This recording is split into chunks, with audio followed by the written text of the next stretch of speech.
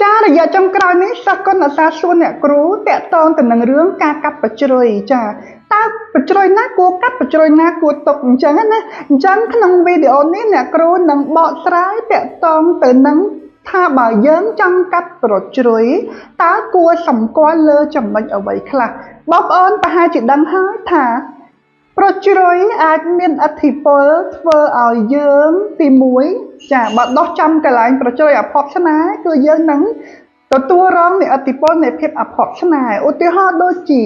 បុគ្គលណាចូលមកក្នុងជីវិតយើងច្រើនតែលេងសើចនឹងយើងហើយចុងក្រោយបោះបង់យើងចោលចាប្រជ្រុយខ្លះទៀតដោះចំកន្លែងបិទបាំងផ្នែកហិរញ្ញវត្ថុពេលដែលយើងមានវាគឺយើងរកលុយមកអត់សល់ចាបជ្រុយខ្លះទៀតគឺបជ្រុយនាំភ្លើងពេលដែលមានវាគឺអាសាឆ្លុះគ្នាទៅទីណាមកណាគេស្អប់យើងរហូតចាយើងអត់ធ្វើអីក៏គេស្អប់ដែរទោះបីជាយើងជាមនុស្សល្អក៏ប៉ុន្តែឲ្យតែគេឃើញយើងគឺគេតាំងចិត្តមួយថាដូចមិនចូលចិត្តយើងដូចស្អប់យើងអីអញ្ចឹងជាដើមនេះគឺជាឥទ្ធិពលនៃប្រជ្រុយដែលមិនល្អនៅលើខ្លួនរបស់យើង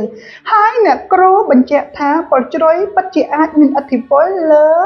ដួងជតាជីវិតរបស់យើងក៏យ៉ាងប្រកបចាអញ្ចឹងហើយបើសិនជាបងប្អូនមានបំណងនៅក្នុងការកាត់ប្រជ្រុយណាមួយចេញអំពីខ្លួនរបស់យើងជាពិសេសចេញអំពីផ្ទៃមុខរបស់យើងសូមបងប្អូនត្រូវដឹងរឿងនេះដើម្បីជៀសវាងការកាត់ចំប្រជ្រុយល្អតែជាប្រជ្រុយនាំសំណាងព្រោះក៏បំណងរបស់យើងគឺចង់កាត់ប្រជ្រុយដែលមិនល្អឬក៏ប្រជ្រុយចង្រៃចេញណាចារឿងទី1បងប្អូនត្រូវដឹងថាតើបងប្អូនចង់កាត់ប្រជ្រុយនៅទីតាំងត្រង់កន្លែងណាព្រោះប្រជ្រុយទាំងអស់វាមានចំណុចល្អនិងចំណុចអាក្រក់ទៅតាមទីតាំងខុសៗគ្នាឧទាហរណ៍ប្រជ្រុយមួយដែលអ្នកគ្រូ recommend ឲ្យកាត់ចេញបានដែលជាប្រជ្រុយចានៅម្ដុំក្រោមផ្នែកកន្លែងនេះចាបងប្អូនអាចកាត់ចេញបានដោយសារតែរាប់ថាជាប្រជ្រុយដែលមិនសូវល្អសម្រាប់ដួងជតានៃជីវិតអ្នកដែលមានប្រជ្រុយនៅក្រោមនឹងឡើយអូខេចានឹងតកតនទៅនឹងរឿងទីតាំងចាអ្នកគ្រូឧទាហរណ៍អញ្ចឹងណាទី2ចង់កាត់ត្រូវដឹងថាយើងកាត់ហ្នឹងគឺកាត់ប្រជ្រុយបែបណាទី1ជាប្រជ្រុយក្រហមជាប្រជ្រុយខ្មៅជាប្រជ្រុយជាប់សាច់ឬក៏ជាប្រជ្រុយដែលរាង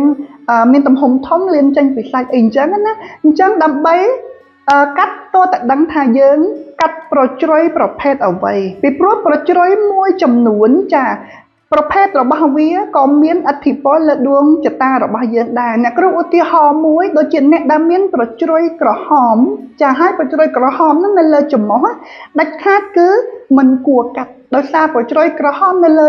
ច្រមុះគឺជាប្រជ្រុយដែលជួយឲ្យមានដំណើរនៃសំណាងចូលមកក្នុងជីវិតយើងច្រើនបើទោះបីជាយើងមានឧបសគ្គមានការរាំងស្ទះដោយប្រការណាមួយក៏ដោយអញ្ចឹងអ្នកគ្រូមិនរកក៏មិនឲ្យកាត់ទេបើបងប្អូនចេះតែកាត់ផ្ដេសផ្ដាស់ចាអាចនាំសយឬក៏នាំឲ្យមានរាសីដាក់ដល់ខ្លួនឯងអញ្ចឹងបានជាអ្នកគ្រូឲ្យឆែកចំណុចទី1ចំណុចទី2ចាឯចំណុចទី3គឺជាចំណុចចុងក្រោយបងប្អូនមុននឹងធ្វើការកាត់ប្រជ្រុយចេញពីកន្លែងណាមួយសូមរើសចាពេលវេលានៅក្នុងការកាត់ប្រជ្រុយឲ្យបានត្រឹមត្រូវឧទាហរណ៍កាត់នៅក្នុងថ្ងៃណាល្អថ្ងៃច័ន្ទគៀពុទ្ធពហុអីចឹងទៅថ្ងៃណាដែលត្រូវជាមួយដួងជតារបស់យើងហើយកាត់នៅក្នុងម៉ោងប្រមាណដើម្បីឲ្យការកាត់ហ្នឹងគឺជំរះនៃភាពចង្រៃឧបទ្រពដែលយើងចង់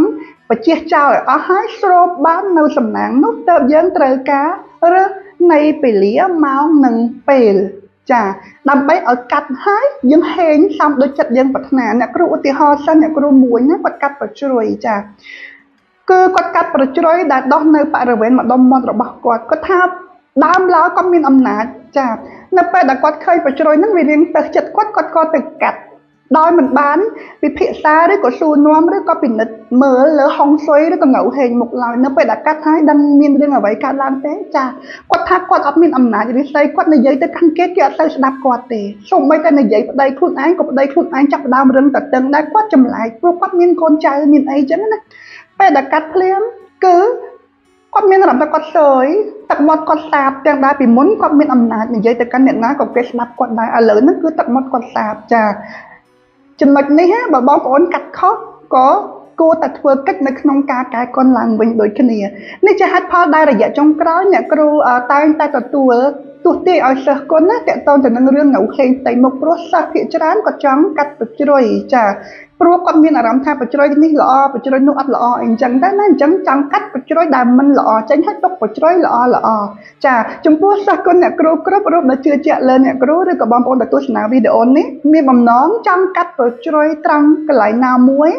បងប្អូនអាចតាក់ទងមកអ្នកគ្រូបានដោយផ្ទាល់តាមរយៈ Telegram 069 61 51 59ឬក៏តាមរយៈ Page ឬក៏ Facebook របស់អ្នកគ្រូ Biping Lee ចាឬក៏អញ្ជើញមកផ្ទះអ្នកគ្រូដោយផ្ទាល់ក៏បានដែរអ្នកគ្រូនៅម្ដុំបូរីសម្បួរមាសផ្ទះលេខ 4F បងប្អូនដែលចង់កាប់បជ្រុយឬក៏ចង់ទស្សន៍ទាយអំពីងៅហេងមុខឬក៏ចង់មើលថាបជ្រុយរបស់ខ្លួនឯងកន្លែងណាល្អកន្លែងណាគួរកាត់និងកន្លែងណាគួរទុកបជ្រុយណាអភ័ព្វឬក៏បជ្រុយណានាំសំណាងយ៉ាងណាបងប្អូនអាចតាក់ទងមកអ្នកគ្រូបានណាអ្នកគ្រូទទួលទស្សន៍ទាយតាមរយៈអនឡាញនិងទស្សន៍ទាយផ្ទាល់ណាចាចំពោះបងប្អូនដែលចង់ជាវត្ថុមង្គលជាស័ព្ទប្រចាំឆ្នាំទាំង12ដើម្បីកែឆុងឬក៏ជាខ្សែដៃ5ធាតុដោយអ្នកគ្រូកំពុងតែពាក់នេះឬក៏ចង់ជាយ័ន្តផ្សេងបងប្អូនអាចតាក់ទងមកអ្នកគ្រូតាមរយៈ Telegram លេខ069 61 51 59ឬក៏ឆាតមកចូល account Facebook អ្នកគ្រូផ្ទាល់ក៏បានដែរ account ឈ្មោះ Biping Lee បញ្ជាក់ណាបងប្អូនរាល់វត្ថុមង្គលឬក៏ស័ព្ទទេពនិងវត្ថុទាំងឡាយដែលបងប្អូនជាវពីអ្នកគ្រូទៅនឹងមានការធ្វើកិច្ចអភិសេកឬក៏ប្រសិទ្ធិជាពិសេសទៅតាមឈ្មោះនិងលេខអត្តខែឆ្នាំរបស់បងប្អូនដើម្បីឲ្យកាន់តែមានឫទ្ធិពូកែស័ក្តិសិទ្ធិណាហើយមួយវិញទៀតបងប្អូនក៏អាចតាក់ទងមកអ្នកគ្រូដើម្បីរកអ្នកគ្រូទស្សន៍ទាយធ្វើកិច្ចលើកជាអ៊ុនកែរាសីកែឆុងឬក៏ធ្វើកិច្ចដាក់អំពើបាក់មុខបើករកស៊ីឬក៏ដាក់អំពើដើម្បីឲ្យជាពីជំងឺផ្សេងបងប្អូនក៏អាចតាក់ទងមកអ្នកគ្រូបានដូចគ្នាណា